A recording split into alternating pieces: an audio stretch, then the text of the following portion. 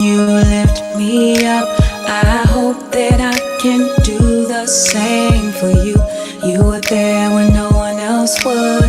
Take the burden away, that's how we do. Sister, I need you to walk with me on this journey. Yes, hold me accountable, cause sometimes I need to know the truth. Sister, I love you. We're one and the same, cause we. Good evening, good evening, good evening. Welcome to the Woman to Woman show. I am going to bring up our co-host. Tonight we have Regina Booker, Good evening. Sheila Izum, and Meta. Hello. Good evening, Hello, ladies. everyone. How's everyone doing this Monday? Doing It's well. a great day. Yeah, how was everyone's day? It's a good day. We'll go with that. By faith, it's a good day. Listen, my entire method right now when someone says how are you is this: I am hopeful. Okay. Right, because I'm like, if I'm hopeful, I'm seeing what's on the other side. Good way to think. Yeah, but good evening, everyone. This is the Woman to Woman show on the New You Nation Network. We are excited to be back. What is this? Is this the second Monday in April? I think Third? so. Or third. Is it Oh, no, It's it's the third. No, it's the second, right? It's the second. I don't know. oh, geez. All I know Time is the is year flying. is flying by. So we are going to get started as we normally do by introducing ourselves and saying what we are grateful for. And I'll start us off. So I am Theodora Carter. I am a certified career and professional life coach, as well as an HR consultant and the founder and owner of T. Carter Coaching and Consulting. And I am grateful for another Monday. I am grateful for the month of April because this is my birthday month. So I am looking forward to celebrating my birthday at the end of the month, God willing.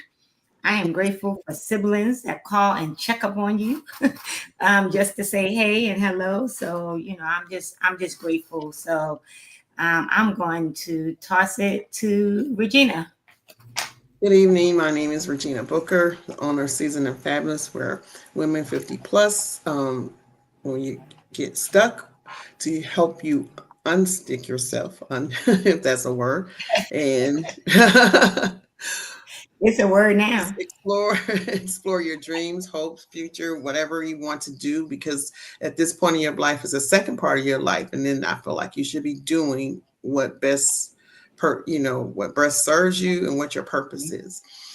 And I am grateful I am also a substitute teacher, so it is spring break for us. So I have a whole week to myself, sort of, kind of. I would be doing some business stuff, but I don't have to worry about the little chairmans. Rub it in, why don't you?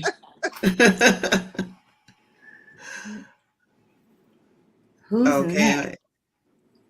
Huh? Okay. I said, who's next? I'll go next. I am Sheila Izum. I am an insurance claims professional.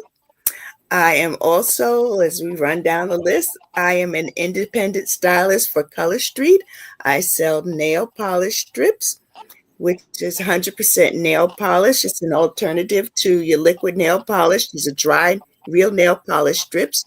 I am also in Notary Public, and I am also an up-and-coming voice actor, just waiting for my demo. Waiting for that demo to come so I can start shopping it around, and you'll be hearing me all over the place. All right. That'd be cool. Yes, I am grateful for what's coming ahead, because we're just a stone's throw away from that actual spring weather. It's coming, and I'm all here for it. Yeah. Awesome. My name is Manetta Fields. I am a certified essential emotions coach. I'm a certified coach using Gallup Strengths. I'm a certified essential oil specialist. And I have 32 years as a credentialed healthcare professional. I am grateful for being able to spend time with a family member of mine who needed some support regarding health challenges.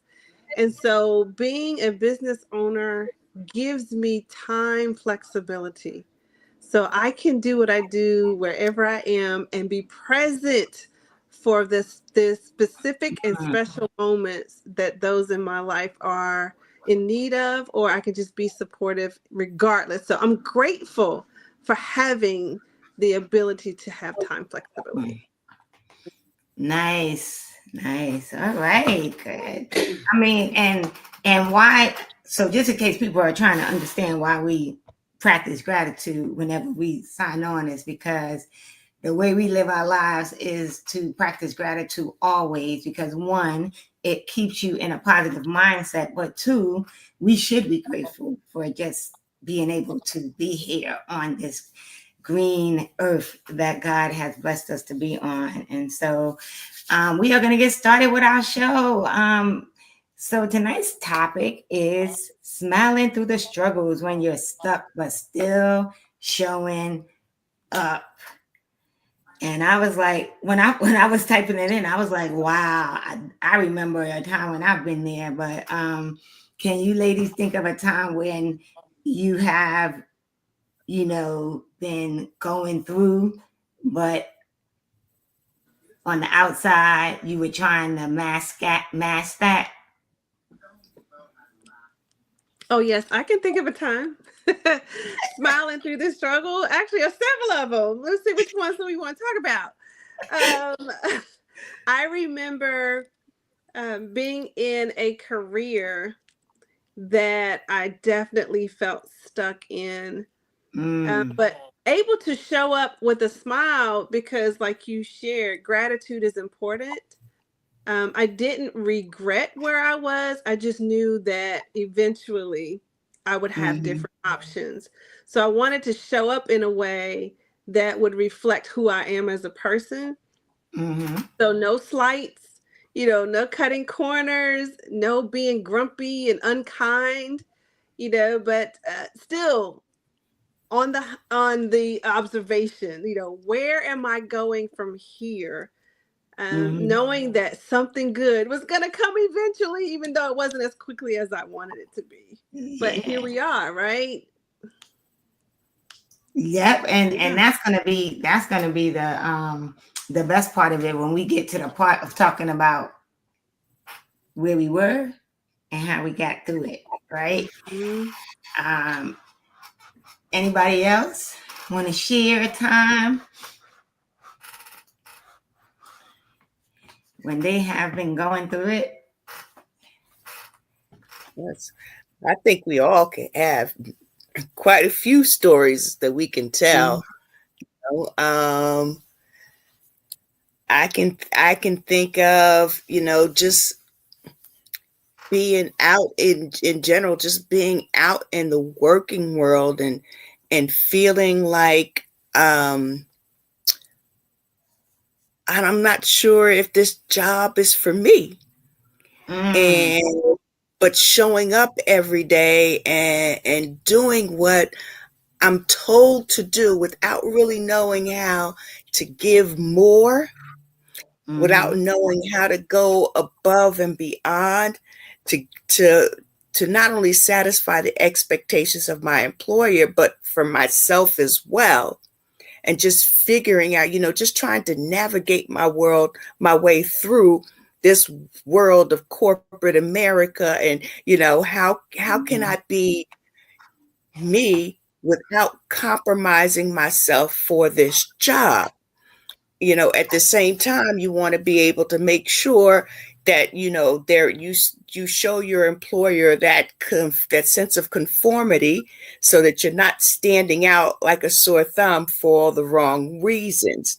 So, I just think about just basically showing up until I found my comfort level and realized what was within my control, what were some additional tools that were available for me or that I could seek out on my own so that I could improve my skills and my education.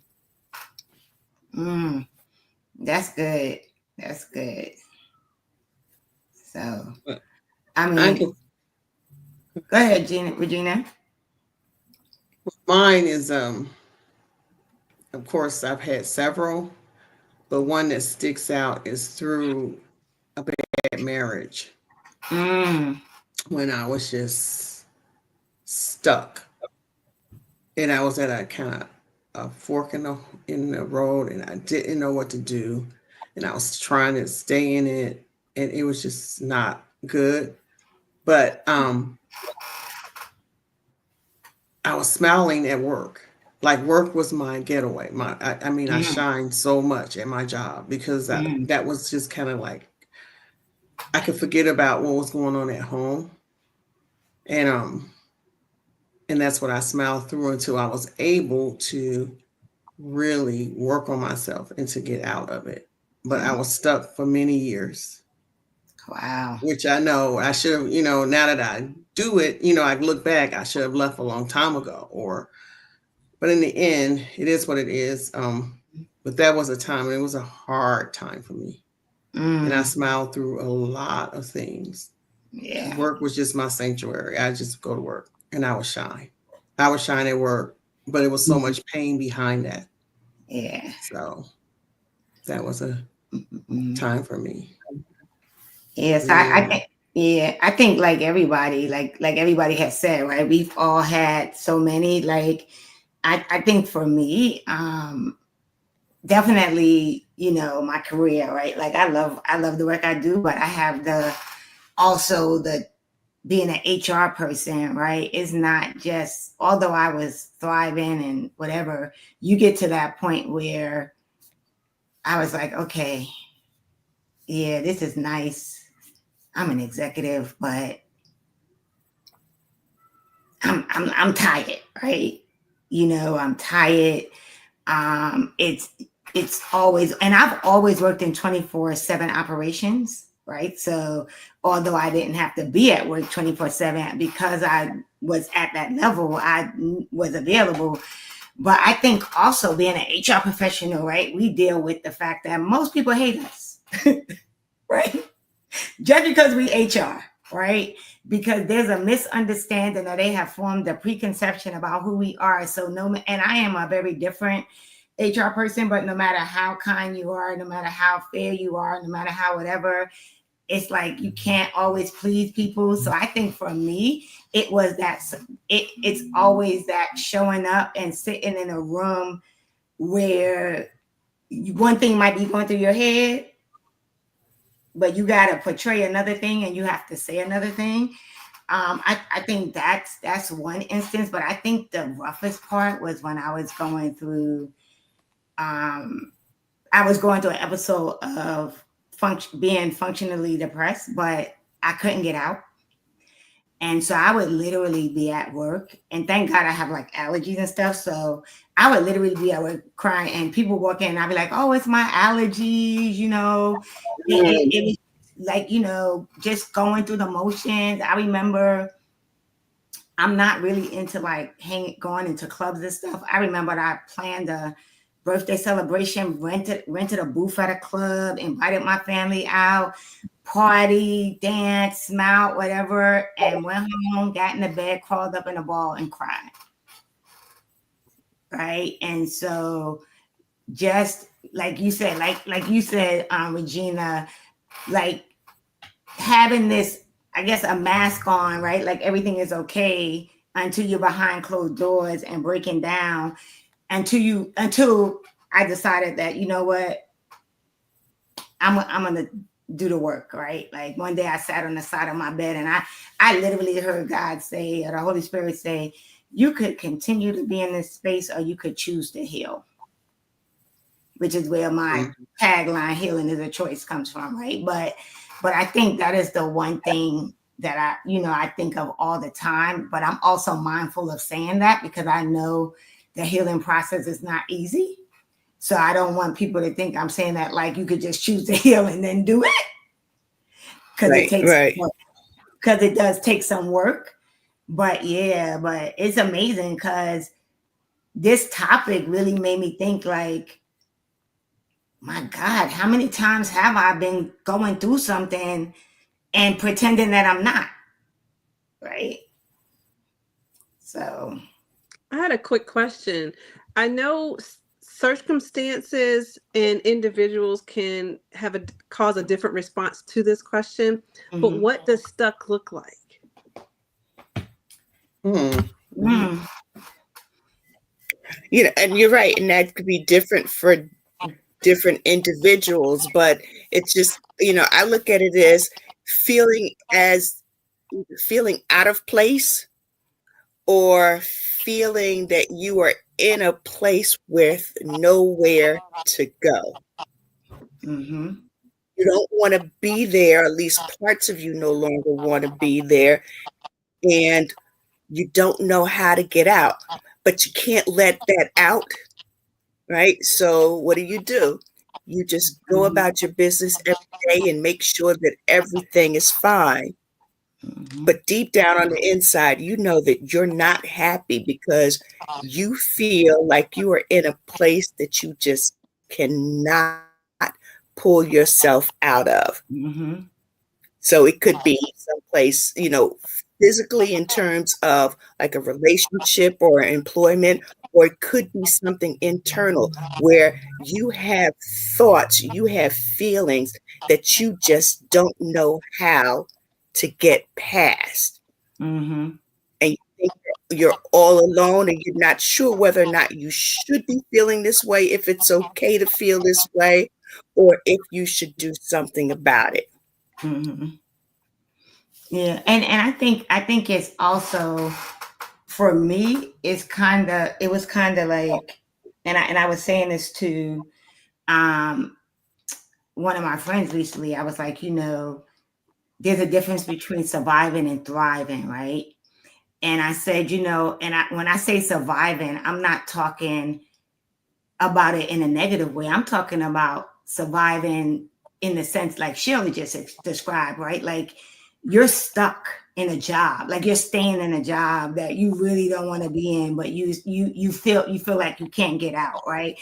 Or like you're in a job where you're successful and you're growing and you're doing whatever you want to do, but you're not fulfilled in it, right? Because you're not really where you want. And for some people, I think it's being in a relationship, right? Like, there's some people that are in a relationship and they're going through the motions, right? They don't really want to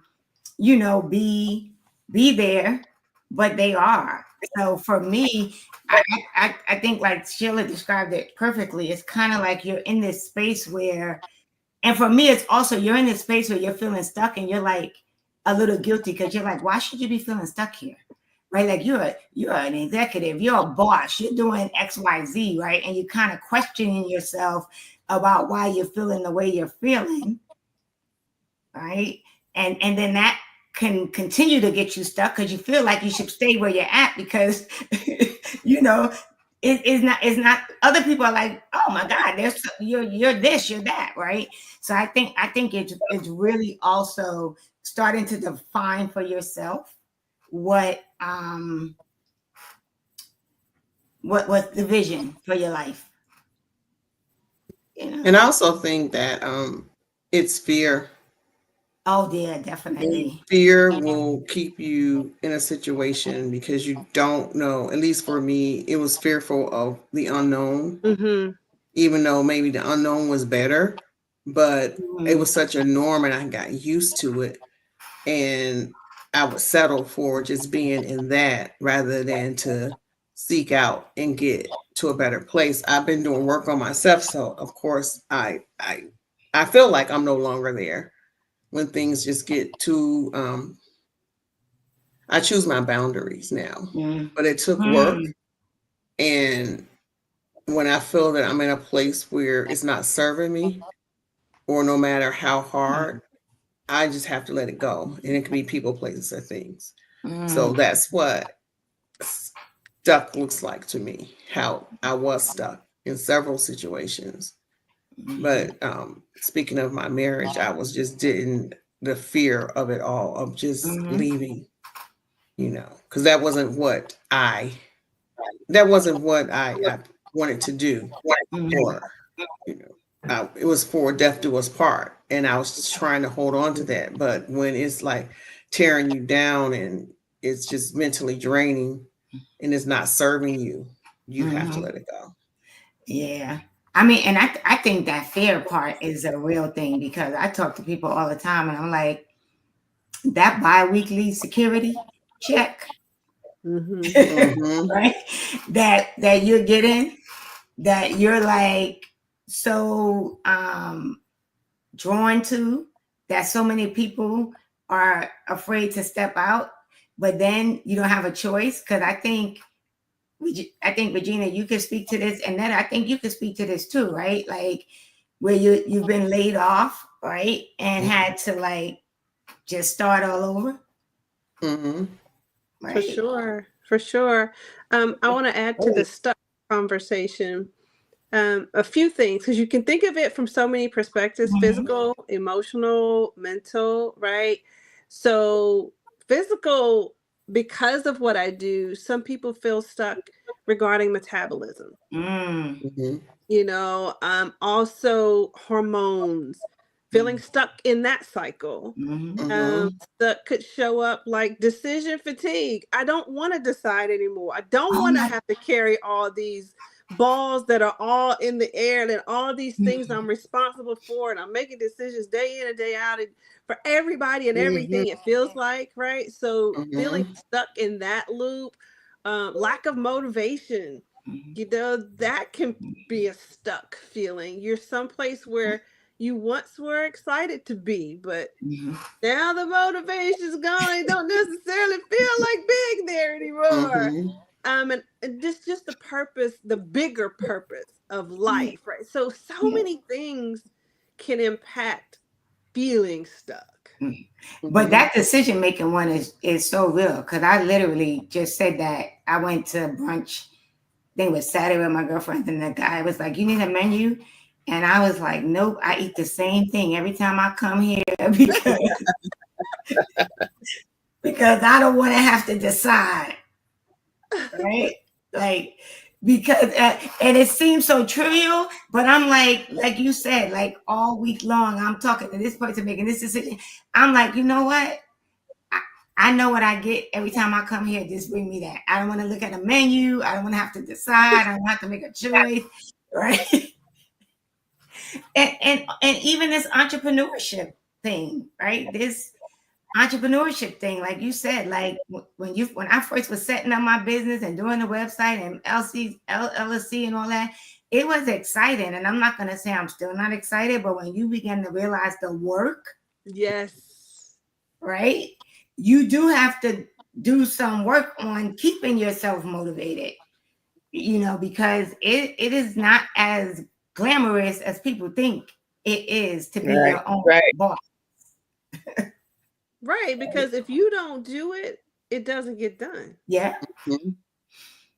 And if you don't do it, it doesn't get done. And if you don't have the clients coming in or the people, whatever, you got to figure out like, what am I doing next, right? So, yeah, I definitely think those were some good ones, because everyone you mentioned is real.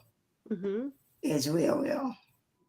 Especially the physical one. Yeah. Because I just trying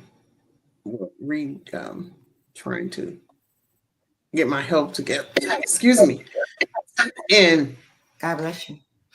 It's more, especially as losing weight, it's more than the numbers. It's a spiritual manifestation that you have to dive into to understand why you where you are. So it's bigger than the number. And you have to And that's a way of getting stuck. And I'm working on that because as I was eating today and I was making bad choices, and I said, now you know this is not good for you. And I had to talk myself into eating a salad, which I was sick of. Oh But I had to really talk myself into doing 80% carbs and 20% protein. Mm. And I said, oh God, how can I make this taste any better? Wow. But I had to sit there and look at the end result. So that's a thing of being stuck, because I wanted to stay in my old ways because they was just comfortable and it was easier to grab some cheese and crackers because I didn't have to think, rather than to put that salad together, put those vegetables together, cut up the cucumbers, you know, cut up my apples, try to figure out what protein, what good fat I'm gonna have. That was just too much. Yeah, but Cheese and crackers was just easier, it is, and you know but what? it's bad. I mean, no, but you know why I say that, because I have like my friends. They're like, "Oh, meal prep, right?" Mhm. And I will do like it may last 1 week, right? And so it's really like you say, it's really about. And when I was a Weight Watchers leader, I should say this to my members all the time. Half of that healthy journey and weight loss journey is up here, no. Mhm. Absolutely. It's mental. right? It is mental. It is Mhm. making, like you said, it's talking to yourself, it's making a decision. Mhm. It's like that. I'll tell people all the time, I do not have a deprivation spirit. So when you tell me you want me to go on some diet, or I gotta eliminate something, I don't diet. I can't diet. I have to do moderate. It's not a diet. It's a lifestyle change. Exactly, because it's a lifestyle. change. You have to keep it like that. And Yeah, if you so fall off the wagon, get back up. That's yeah, it. and that's why I And tell people don't all the Don't. time. and don't Mhm. stay on the ground for Right. 2 months. No. Yeah. You No. know, if you fell Mhm. off today Just get up at tomorrow. 12 o'clock, no, we're not getting up tomorrow. We're getting up Excuse me. today. We're Yeah. doing it for dinner. We get it Whatever the same day. Yeah, Yes. exactly. We like to give ourselves an out so many times, and holding ourselves accountable, which is, great part of the discussion, is huge. Yeah. Some of us need accountability Ability. partners, Mhm. whatever that may look like for you. If your vision, if your why is anchored in something huge, have all of the tools and strategies in place so that you can get where you want to be. Yeah. A decision today is going to help your cells be better tomorrow. And Yeah. that's what we want, right? Yeah. And you But also it's have, so true. you have to invest into yourself, whatever it is. So Yeah. it doesn't necessarily, it's not always monetary. Right. It's a mind change. It's Mhm. thinking what's best for you, what's the best Mhm. outcome for you as a person, what is your purpose.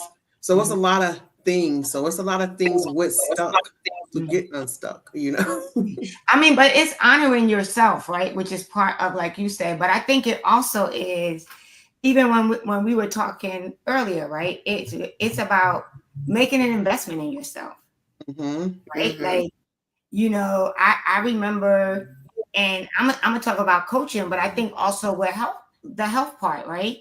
Mhm. Make when doTERRA. I'm just gonna say, like, I use the essential oils, right? And I used to tell myself, oh, I can't buy that, it's too much, whatever. And then I was like, I'm going out here buying all of these products that are probably not good for me, right? And if I buy these other products that are better for me, right, I probably won't need to buy them as often as I'm going to get this other stuff, because I'm gonna be feeling better and being better. And like you started out with, right? You started using one of the vitamins and saw a change in Saw your, a change. right? That you were like, okay, this isn't. Sometimes we need to invest in ourselves. Like I honestly was just saying to my girlfriend, when I used to offer a free discovery session, I was like, it's free and no one is signing up, right? Mhm. I'm like, people don't even want to invest in themselves for 0.000, right? So, Mhm. and so that's where a lot of it is up here, Yes. right? Because people Yeah. convince themselves of the reason why they can't do something Mm-hmm. because they're thinking of the what if, the why, the how, all of that. Because that was me for years. I didn't invest in coaching. I probably should have. I've always wanted a coach, but it wasn't until I really was like going through something that I was like, okay, I'm gonna invest in coaching, and it was one of the best decisions that I made. And it just meant that I wasn't spending money on unnecessary stuff, so that I could Right. have money to invest in myself. So, For sure. Absolutely. because but Netta, let's talk about the metabolism thing, because I think most people struggle with that, especially, well, I'm gonna say this and hopefully people are not gonna get upset with me, because I don't have the menopause struggle that some people have, right? I don't get the hot flashes, I don't do all of that. But a lot of my friends and stuff talk about the hot flashes and the hormones and all of that other stuff. And then that's like, oh, that's why I can't lose weight. But there are things you can do, right, to kind of get your metabolism running again. So you get For sure. For sure. The first thing that comes to my mind is root cause. Mhm. So why? Don't speculate. Really find out why. Let's get to the root of why this thing is an issue. When did you notice? What were your symptoms? What are you doing now? Is it working or is it not working? So it's not a one size fits all, because we're unique. Our bodies are unique. And so with the hot flash thing, let's just go there for a second. Mhm. So we know that sugar makes them so much worse. Mm. And we know that sugar can light that flame faster than most things. I wonder if people know that. Maybe, maybe not, but sugar is not your friend, and sugar is not just sugar, right? You don't just look for things with sugar. If it's processed, look at the different synonyms for sugar. Is it manufactured sugar or is it natural sugar? See what your body, it's just so many things we could talk about in regards to that. But knowing your root cause, what are the triggers for you? And start working on a plan that doesn't take you down that path. And unfortunately, a lot of people, when you share, okay, let's look at your sugar intake, the immediate response is resistance. Okay, but wait, you just said it was a problem. Is it really a problem? And are you willing to address it? Because you can save us both time if you're not. So, I always tell people, look for things that are whole in nature, whether it's the food you're eating, the things you're putting on your body, the things that are in your environment, your home that you control. All of those things can impact hormones, and we know that hormones can be a factor in metabolism issues. So there's a whole road to go down, but it's a conversation worth having, and it would be an individual, it would be a unique conversation, because it's not a one size fits all. And you know what I heard you say that also is something that keeps people stuck, is not wanting to know. True. Right? It is the avoiding knowing, right? Because I will tell you, like, I have this little app where it tells me how much protein grams I get a day and sugar and stuff like that. And some days I look at it, and some days I'm like, I don't want to look at it today, right? Because I don't want to know how much sugar I ate today. Added sugar, right? But I do find that if you think about it, some people are stuck because they avoid dealing with the issue. That's still a choice. But that's what I'm saying. Yeah, it's a sad situation. My childhood friend that passed February 4th, and thank God I got to see her in December before. But as I was talking to her son, she got diagnosed like 2 years ago and didn't tell anyone and just did not want to face it. Had she faced it, the outcome might have been the same, but she would have had probably a longer lifetime. But and I just said, oh my God. And my son, when her son told me that she kept it from him. And she had cancer, fourth stage. And he asked me, did she tell you? I said, well, she told me cancer. She said something about fourth. But I was so shocked when she called me and told me. I mean, everything was running together in my head. So he said that she, typically she didn't tell many people, but when he did speak to her doctors, and her doctor was talking to her really rough towards the end, he said, I couldn't get mad because she held out for 2 years and didn't do anything about it. She didn't tell us, and so that's a form of being stuck and not wanting to know. Maybe she was fearful. I didn't know all of that, and I didn't have a chance, but I tried to talk to her as much as I can. And when I talked to her, she did have a positive outlook, but it is what it is. So that's something. So your health is very important. No matter what you don't want to face it, because you could be saving your life, Yeah, and my 2 cents on that is don't wait until there's a diagnosis. Preventive health, yeah. Yeah. Make sure you get all your screening, especially for us women 50 and above, especially. It's very important that we take our tests. Probably in your 40s. Start getting your screening, start looking at your body, start paying attention. Because if you don't advocate for yourself, I went to the doctors and I'm telling them what's wrong with me. And I got to go back and because I have this horrible cough. And no one said get an x-ray. And I really wasn't thinking. I'm like, I want an x-ray because you're telling me it's going on too long. And I really cough all night. And I've been trying to take those natural cough drops and doing ginger tea, and it's not helping, and I want to know if it's something more than allergy. So how these doctors are set up now, they come in this 15-minute window. They're in and out. What can they do in 15 minutes? It's crazy because and the insurance companies are controlling this because they're telling them this is what they have to do. So there is no way that they can really be doctors. Even if they want to be doctors, they can't be doctors because they're in this whole insurance thing. Yeah. I will say that I've lucked out with my doctors because they do take time, but I will honestly say my friends used to think I was crazy because I would say even in my 20s, like I go to my annual physical, GYN, dentist, all of that, right? Same amount. My girlfriend used to be like, you always at the doctor. I'm like, but that's why I have insurance, because I wanna know if something is wrong with me. I don't want to know.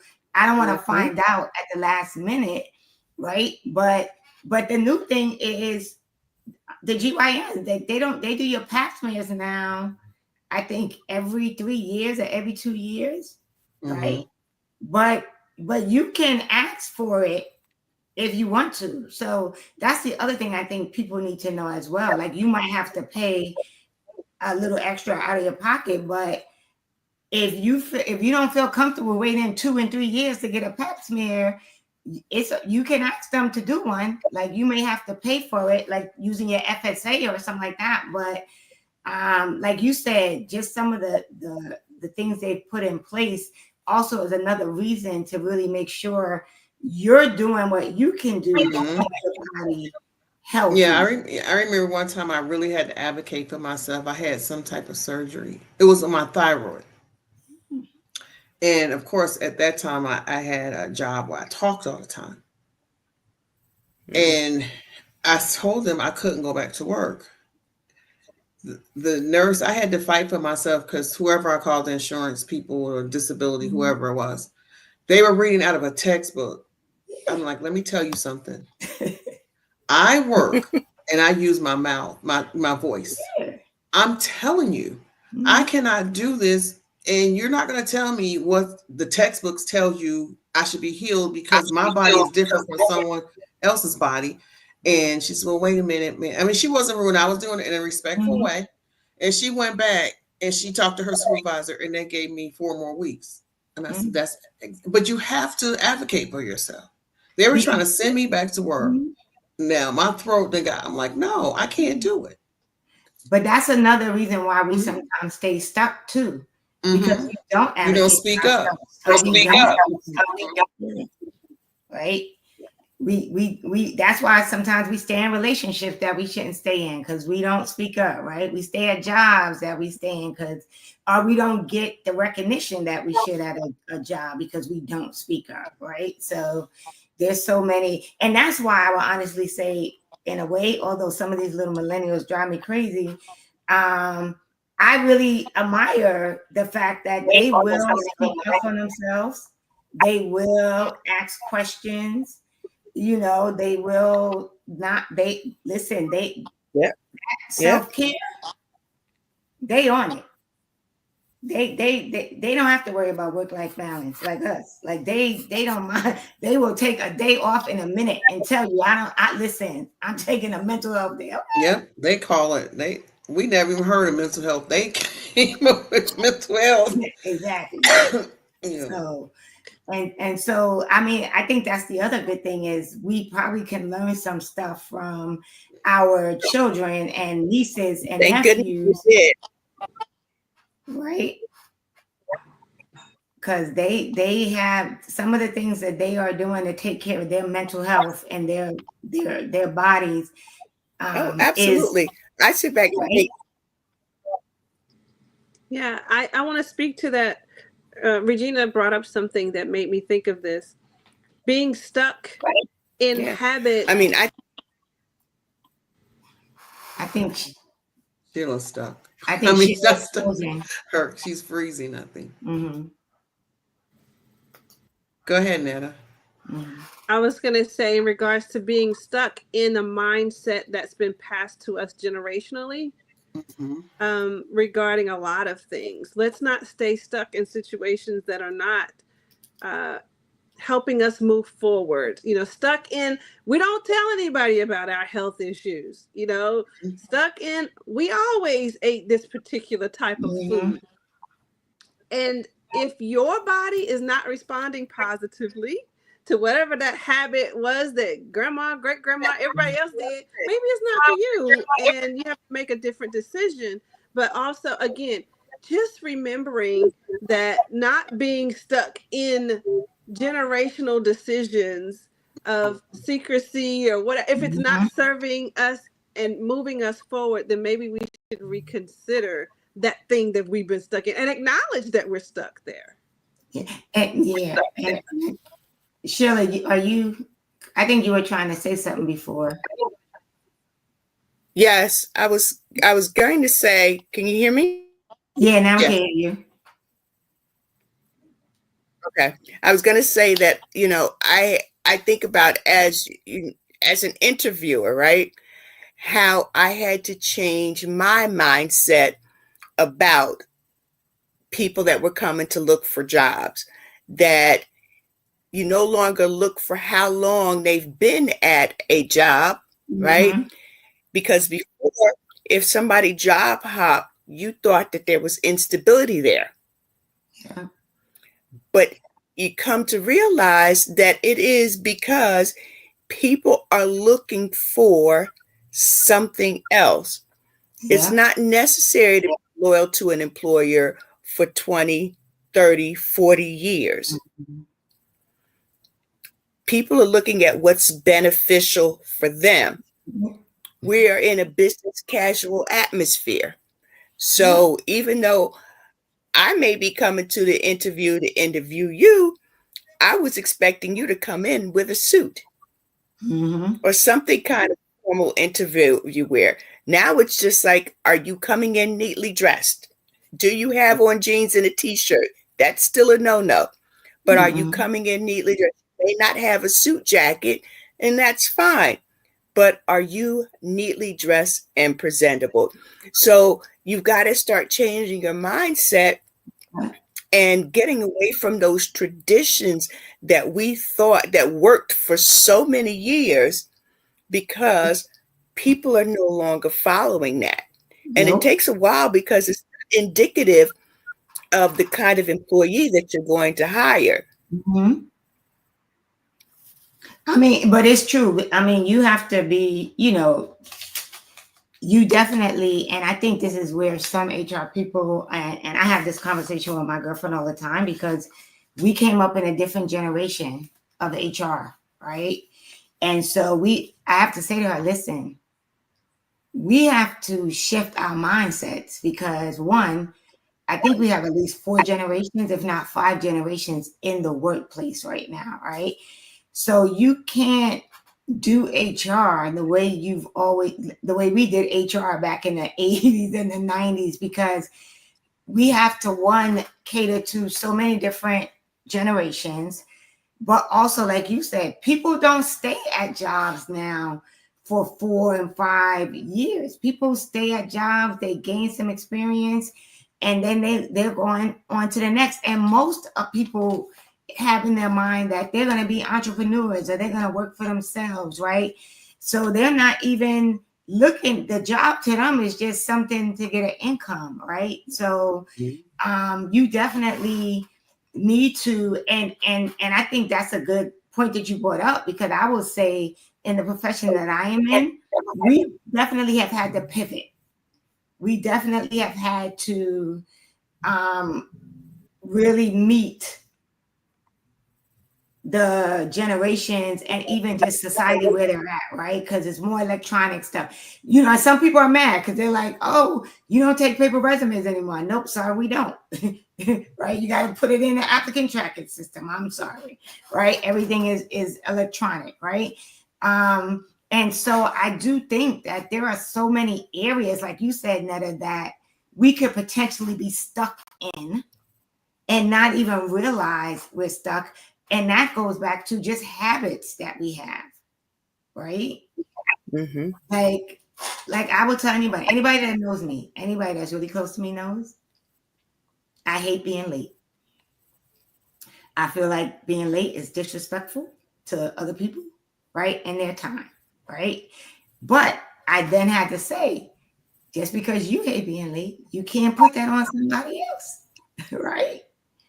Because that as an interviewer would mess me up. Because I would be upset when people, I'm like, okay, why this person late? And if they don't have a good reason for being late, they got a little dark spot, right? Like in my mind, I'm thinking, right, they were late. But I had to shift that, because especially living in New York, right? There's transportation problems. Maybe they couldn't call you to let you know they was going to be late because they was under the tunnel, right? So you got to dial it back a little bit there. You got to take into consideration that everyone's not like you, that they're going to show up 30 minutes to an hour and sit in the restaurant across the street so they can be on time for this interview, right? Some people are going to be in traffic, right? But I do think that it is very important to make sure that as you mature, I think part of maturity means you have to learn how to break habits and become unstuck. Because we're always evolving, right? So in order to evolve, you can't be stuck. Yes. Right? Yeah. Like and you have to be open. Yeah. You definitely You have to be open to different perspectives. Mm-hmm. Especially, I'm gonna say it for me. I'm not talking for anybody else. Especially me. I tell people all the time, I'm Gen X, true and true, right? Like, so some of my thoughts, right? Like even going to church, I'll be like, why these little kids ain't sitting down? Why they just running around church, right? When we went to church, we had to sit still. We couldn't move, right? And then I'm like, wait a minute. This is not the same church. Like people drinking, and when I went to church, you didn't bring food and water and stuff into the sanctuary, right? Now people got coffee, they got Starbucks cups. I'm like, okay, like I'm a little triggered, right? But then I had to be like, okay, like you just said, Sheila, I had to change my perspective and be like, okay, this is a new era. We're in a new way. Like things are different. So you just gotta roll the way you roll, but you can't expect people to roll the same way that you're rolling. Exactly. One thing, yeah, I feel that we have to change by me being in education now. These COVID kids are so lost. So there are some things that these kids that were born during COVID, and they have no social skills. They are dependent on their parents. They're not, what do you call it? Potty trained. We have first graders that are not potty trained. So also, I mean, that's kind of like, I guess the unstuck part is that we can't put that on what they just are raised different. And it's a whole different character of a kid now. And it stems from like some of them are already going into like middle school. And my grandson he was affected by COVID. He was in third grade, I believe. So now he's going in high school. So it's just a difference. And I see it. It's not as bad as the ones that wasn't potty trained, but they were isolated for 3 years.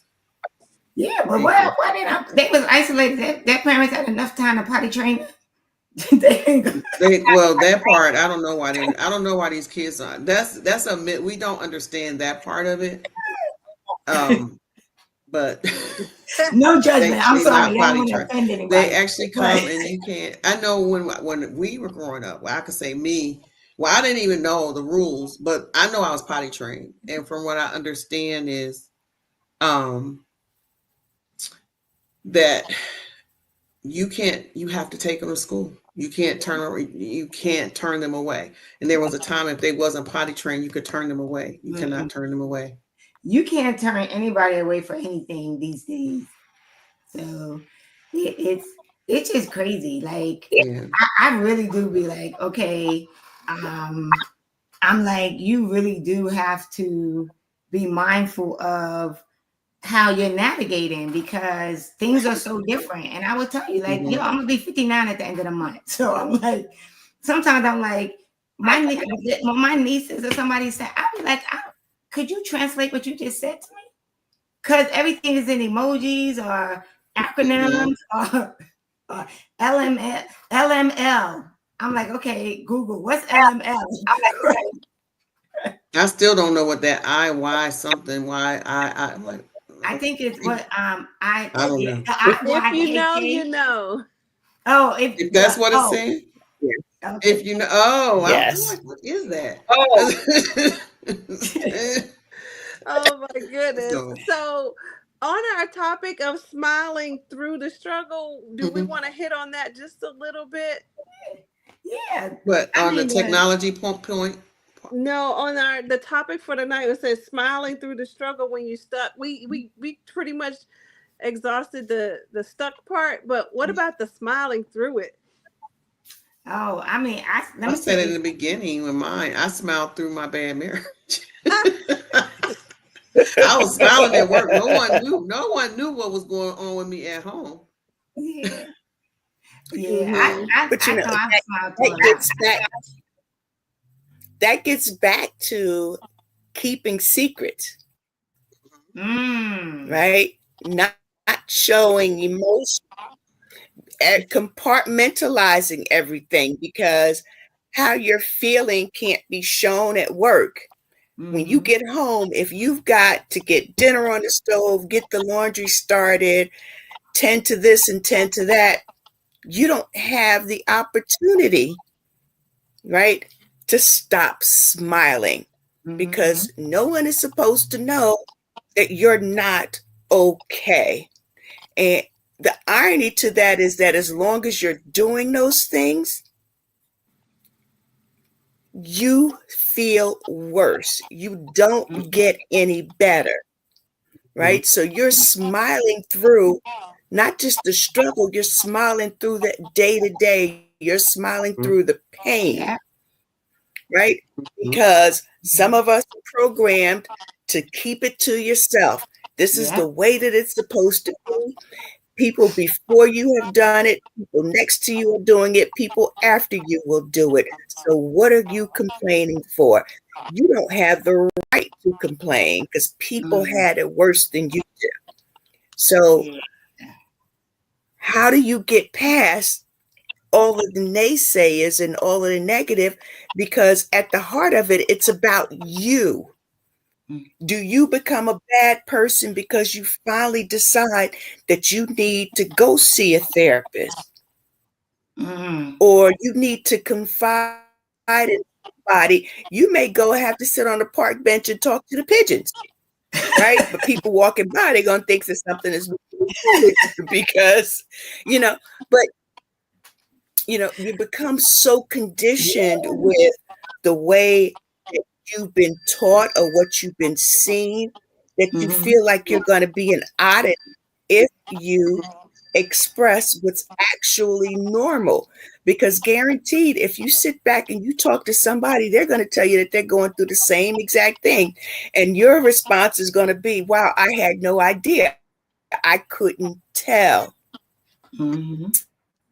So there is some camaraderie there, but we wouldn't know because we don't talk about it. Yeah, I mean, that's so true. So for those of you who are tuning in, we're probably about to wrap up in a little bit, but this is the Woman to Woman show on the new U Nation Network. If you have not done so already, I need you to use that little thumb or finger to like and share and subscribe to the network. So please, please, please, if you have not done so, please like, share, and subscribe. And so we're coming to the top of the hour, so we can wrap it up with I'd like to say something that when Sheila touched on how with Netta also, another part of the smiling, when I was that one particular time with my marriage, I remember I was just I smiled through it. No one, I thought, this is what you think no one knows because you're smiling. So I had my kids in the car and it was coming. I just started, like, tears just started coming down my face. And I looked at my son. I said, I'm okay. I said, you know what? Mommy's just having a sad moment. And at that time, I think my oldest son was like in third grade. He said, that's okay, Mommy. You have a lot of sad moments. I'm used to it. At that point, I said, I can no longer do this with my child seeing me because I thought I was hiding it. Now, I might have been hiding it from work, but your kids know you. And from that point on, I knew that I had to change. But what do they say, right? Most children will say to their parents, just go ahead and break up because you being together is not healthy for them. Because they know. That's true too. They feel it. They feel the tension and all that. And my oldest son told me that. He told me he didn't have a good childhood. I go, what do you mean? I bought you this, I did that, he did that. He said, you and Daddy fought all the time. That was another instance. I said, well. But that is the thing. I remember, like, I think I was, for me, smiling was, I was super busy. I was always somewhere. Excuse me. Sorry. Like, my friends used to be like, oh, you're always busy. I was going to this event, that event. I was like, and I realized when I began to, really work on healing and really figuring out, just what was going on with me, that busyness, that being someplace all the time and always doing stuff and on the run, that was filling a void, right? That was filling a void. And I mean, for me, my nickname as a kid was Smiley. So sometimes I'm smiling just because it's a natural part of me. But I can say that I remember when I was going through that moment of depression, like right before going into therapy and coaching, where I remember going to my god sister's wedding, getting dressed up, going, smiling, dancing, laughing, whatever. Normally, whenever I'm with my god sisters, when the event is over, I'm going to somebody's house. I'm chilling. I'm hanging out. I hopped in my car. I went home. I was like, yo, I'm home. They was like, you home already? Mind you, I was in Jersey. I left the Bronx. I was home in like 20, 30 minutes, right? And out of my clothes, on the couch, with my pillow crawled up, right? But nobody would have known, and maybe they did, but nobody would have known that I was in a state of depression if they had saw me at that wedding. Right? And even if you look at the pictures, you would be like, she was what? Right? And so that is, those are the moments that I remember of. Is I did a lot of smiling, doing like from, I want to say that 2018 to maybe 2019, 2020, right? When I started coming out of it. Because I also think, I don't think I actually really grieved the loss of my father the way I lost my father. Yep, sister of encouragement. I definitely struggle with functional depression. Yep. And so I don't think I ever grieved the loss of my father when it happened in 2016. Then my uncle right after him, then my aunt, right? And then the breakup, right? And so I think it just spiraled all out of control. But through it all, I was like, like, I'm good. And I think there's so many of us that do that every day. And so sister of encouragement sounds like functional depression. And just real talk, I do. Like there's a term for it that my therapist uses that is not, but I do. I definitely struggle with functional depression. And the funny thing is that I probably have been struggling with it for years. I just only came to the realization of it when I couldn't get out of it. And I ended up going into, going back to therapy. So, yeah. So I would probably say I probably spent half my life smiling and being stuck. Yeah. But the good thing is when you come out of it, when you get the help, when you go to therapy and you do the coaching, right? It's some freedom behind it. Yeah, for sure. I want to make a couple points as we wrap up.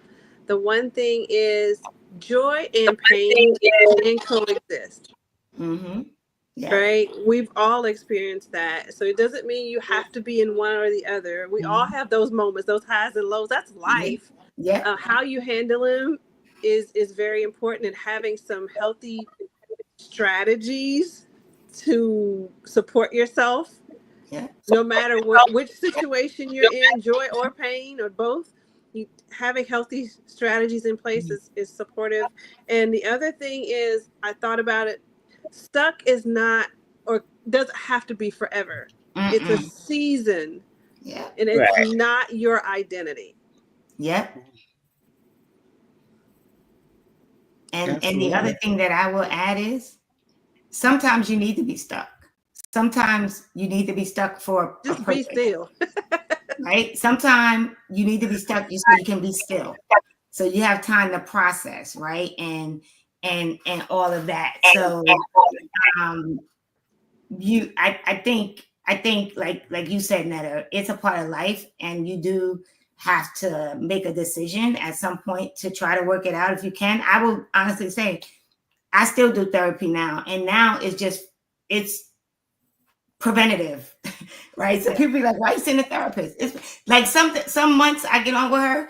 Like last month, she was like, so do you still want to meet every month? Because you seem like you're good. I said, yeah, we still need to meet every month because I don't know how I'll be next month. Right? Because it's preventative, it's really preventative. Like just like I go to the doctor or go to the gym, right, to stay healthy. I want to keep my mind healthy as well. So, so therapy is not a bad thing, people. There's no stigma around it, and so I that's my final thing is like really, sometimes you need to be stuck, but just don't stay there. And It's okay to say that you are not okay. It is okay to say that you are not okay. Yep. And I will say, being stuck can lead to movement, Yes. right? Because that's an indicator that you need to do something different. You need to pivot. You need to go left instead of right, or right instead of left. And being stuck should not be your final destination. That's good. All right. So another great show. So everyone join us again next week. The Woman to Woman show on the New You Nation Network at 8 p.m. Eastern Time. We're actually going to be like diving more into this topic of, it'll probably be a little spin on it next week, but we really think we're in that season of just really talking about, what a lot of us do so often is struggle through stuff quietly. And so we want to help people begin to talk about it and deal with it and figure out how to heal from it. Right. And so with that, I would say thank you for joining us. Please like, share, subscribe. This is only one of the shows on this great, great growing network. So like and subscribe so that you don't miss out when another show is coming up. So we'll see you next week on the Woman to Woman show on the New You Nation Network at 8 p.m. Eastern Standard Time. Have a wonderful rest of your week. Good night, Sister of Encouragement. Good night. Good night. Good night. Thank you for joining, Sister of Encouragement. Yes. Thanks for coming on, Trey. Yes.